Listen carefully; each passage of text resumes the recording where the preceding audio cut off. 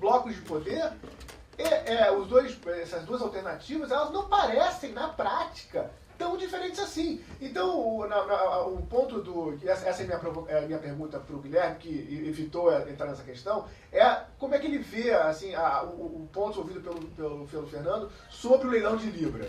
Ele evitou tocar nisso, mas como é que se aborda, quão grave foi a questão do leilão de Libra? Né? Eu acho que, para concluir, a gente, quando fala de pré-sal, a gente entra num debate sobre geopolítica que ainda tem que sofre muito com essa polarização ideológica, né? Porque no Brasil se criou uma divisão entre o que é debate técnico e o que é debate ideológico-político. A geopolítica, ela não se permite para essa divisão, quer dizer, é uma questão técnica, essencial. Então, quando a gente fala de geopolítica e começa a falar, por exemplo, como o Fernando, sobre os Estados Unidos, a atuação americana, a gente se envolve também numa questão paradoxal. Nunca foi tão agressiva a ação militar assim, americana, tão visível, e ao mesmo tempo, toda vez que você fala sobre os problemas americanos, fica aquela coisa assim, eu não sou anti-americano, não. Esse negócio está meio ultrapassado, eu não quero ser anti-americano. Eu não acho que ninguém tem que ser anti-americano. Eu, praticamente, não me identifico com nenhum anti-americanismo. Mas a realidade de poder é uma questão que tem que ser levada tecnicamente para quem quer falar sobre desenvolvimento no Brasil. Quando a gente fala sobre petróleo e fala sobre soberania, a gente tem que entrar nesse terreno. Então, eu acho que está na hora a gente tentar incorporar esse debate geopolítico como uma coisa técnica, como uma coisa que tem uma base histórica, tem uma realidade concreta, e parar de falar que o posicionamento nosso sobre a questão geopolítica é só uma questão de preferência ideológica. Ele não é, né?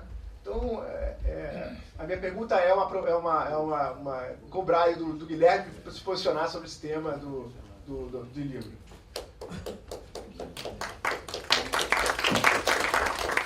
Palavra, então, na ordem das apresentações, diretor Guilherme Estrela. Então eu vou começar por esse tema. Eu acho que esse tema é um tema central, né?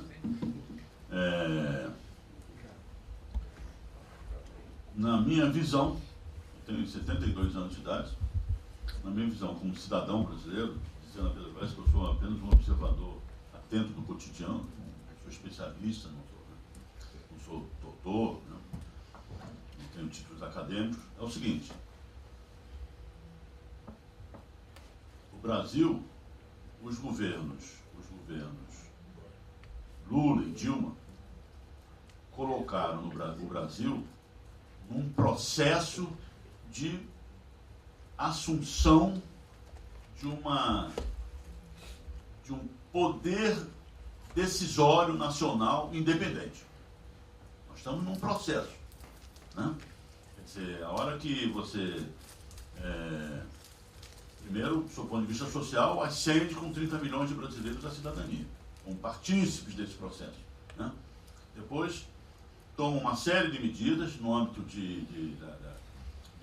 da retomada do desenvolvimento nacional, né? Visando primeiramente o emprego, porque sem o emprego é a coisa mais valiosa para o ser humano. O emprego, como disse o presidente Lula, é a dignidade do ser humano. Muito bem. Retomada do desenvolvimento. Ao mesmo tempo que na retomada do desenvolvimento, um enorme apoio à universidade brasileira. Eu tenho convivido com reitores e professores de universidade. A universidade brasileira nunca teve tanto apoio do governo federal, do Ministério da Educação, como tem hoje. Segundo, refortalecendo os órgãos como o BNDES, né, de desenvolvimento nacional, né, com vistas tendo uma visão nacionalista do processo, né, com interesses efetivamente brasileiros, né, extremamente importante. Depois, refortalecimento do papel da Petrobras. É uma empresa historicamente nacionalista. Então eu vejo nisso, nós estamos num processo iniciado pelo governo brasileiro a partir de 2003. Né? É inegável. Eu não consigo achar falhas nesse processo. Agora, temos que dizer o seguinte, novamente, não sei se tem paraguaios aqui, não quero ofender os paraguaios, mas não somos o Paraguai.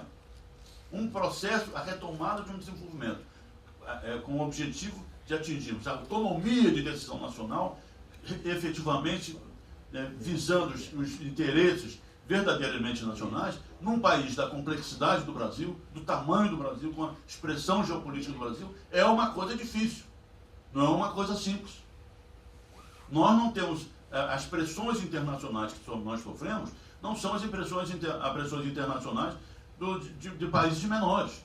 Nós estamos sofrendo pressões internacionais dos países que nos veem como um adversário, um concorrente grande, como eu disse, de uma importância enorme desse século XXI. O Brasil é uma ameaça às nações hegemônicas atuais, entendeu? Aos grandes impérios.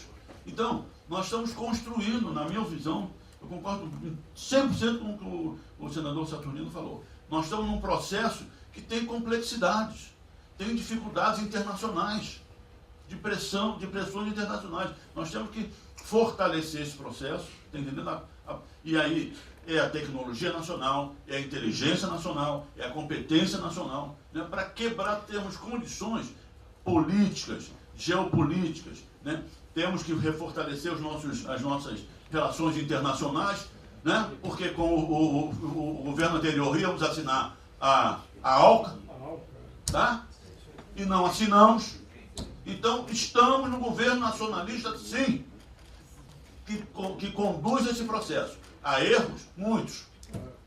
Muitos. E eu sou o primeiro a criticar, né? Então, essa coisa, nós temos que ter uma visão do processo que nós estamos construindo de uma autonomia, de um país autônomo e soberano. E isso os governos de 2003 para cá têm reforçado nas suas ações governamentais para fortalecer os órgãos brasileiros, os órgãos, está aí a FINEP, né? Eu como diretor da Petrobras tive grande entrosamento com o BNDES, enfim. Agora, precisamos aprofundar isso, precisamos criticar as ações que não nos parecem corretas, né? Mas aprofundar esse processo, fortalecer esse movimento. Porque o que a gente vê outro dia numa entidade também, quer dizer, só faltou o camarada dizer o seguinte, então vamos votar no Aécio Neves.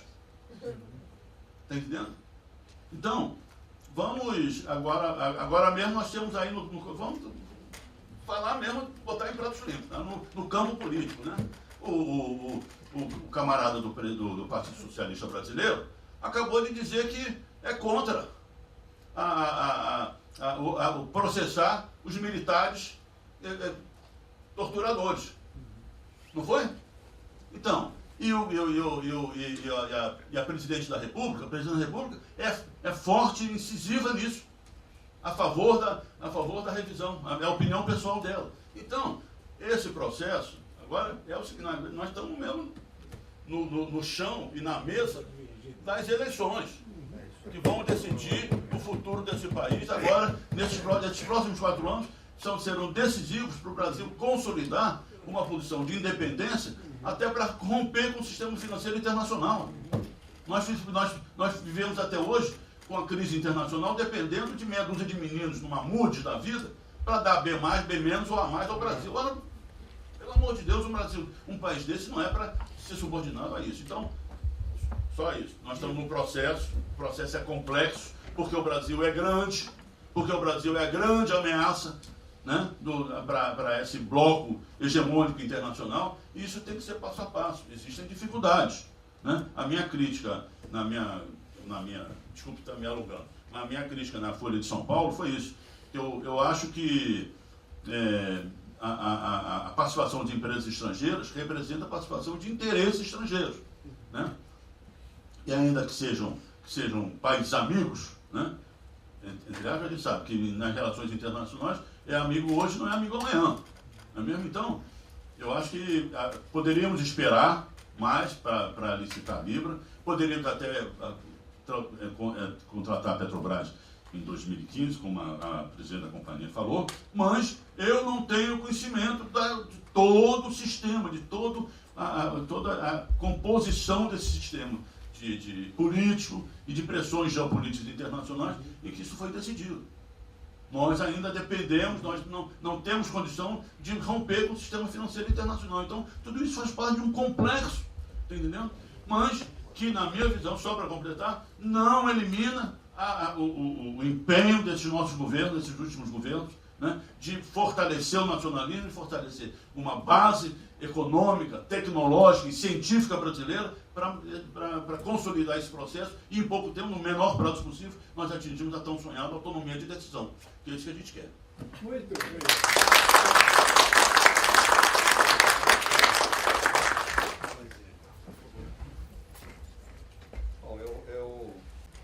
Como enquanto o leilão ter sido realizado,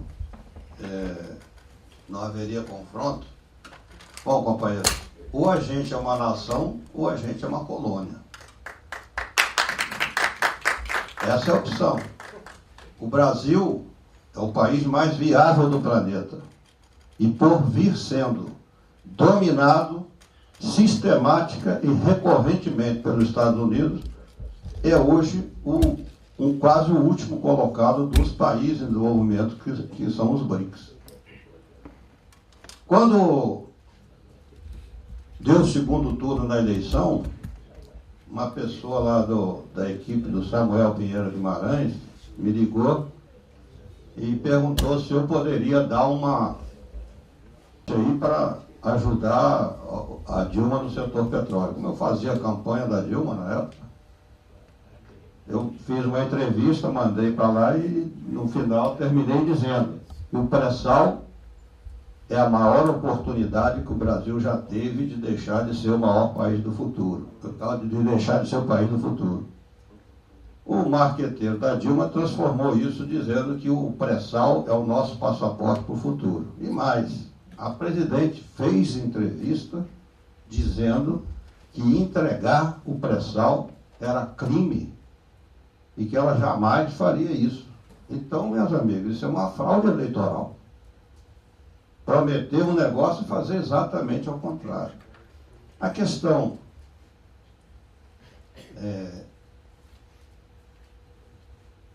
de ter que fazer negociação política para poder fazer as reformas, isso é um discurso do Fernando Henrique também. Não, temos que entregar os anéis, ficar com os dedos. A Venezuela está resistindo, o Evo Morales está resistindo. E o Brasil se submetendo. Eu fui no Foro de São Paulo desse ano, de 2013, havia uma blindagem do PT e o PCdoB que coordenaram todas as mesas para não ter uma moção contra o pré-sal. Isso não é democracia.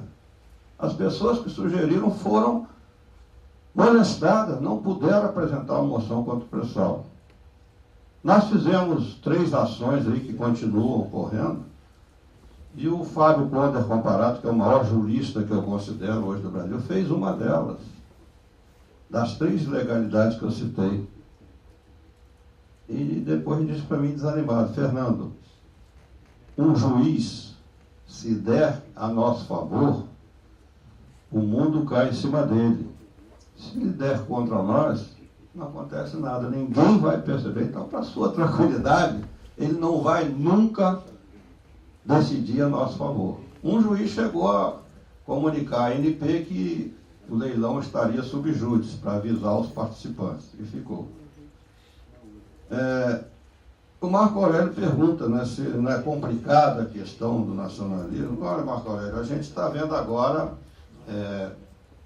na Índia, né, ganhou esmagadoramente o Modi com o discurso nacionalista. Os Estados Unidos são o país mais nacionalista do mundo. Vá lá tentar agredir a soberania. Proibiu a compra de um local. Aí o Estrela está mostrando que a França vetou a venda, a compra, né, da Alstom pela GE. E nós, companheiro, daí na pergunta do Urbano, ele fala: como é que é a questão do conteúdo nacional? O conteúdo nacional é uma farsa, porque quando o Geisel era presidente, ele fez um decreto permitindo que a Petrobras comprasse rapidamente equipamentos do mercado nacional por até 100% do valor do importado. Com isso, a Petrobras fez um programa de nacionalização, forneceu tecnologia para o mercado, e nós chegamos a ter 5.000 fornecedores brasileiros, não só do setor petróleo, porque os equipamentos e materiais servem para todos os outros.